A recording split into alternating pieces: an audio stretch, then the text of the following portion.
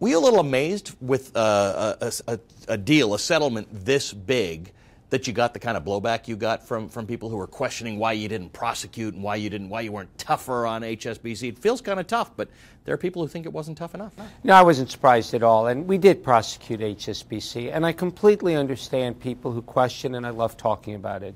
This is a case about a bank that really for over 10 years, maybe 15 years, had absolutely not adequate at all procedures in place, compliance procedures. They were trying to save money.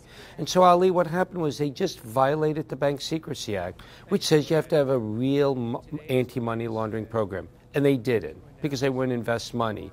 And as a result, cartel leaders and others identified HSBC as the mark for laundering the money. And the same with respect to trading with Iran and having transactions with Iran and Libya. The bad guys figured it out. They figured out this is the place you can do it. Sure, they figured it out, and then there were enablers there. Let's talk about HSBC. What has come out in this investigation is that HSBC have been rule breakers for a long time.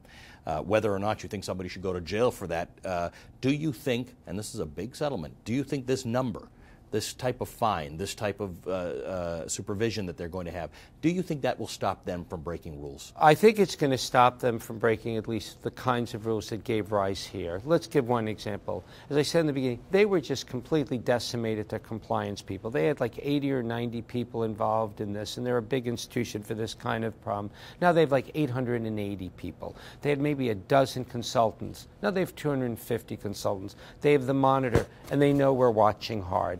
There is no question in my mind that from the very top, the chairman, the CEO down, that they have true religion on this issue and that they understand that they have to have a Bank Secrecy Act that really works. And one thing that is completely unprecedented too, HSBC, because of the deferred prosecution agreement, agrees that wherever the highest standard is in the world, they will do that throughout the world. So if the U.S. has the highest standard, when HSBC is in another country, they have to go to that standard. So I think this is really the gold standard.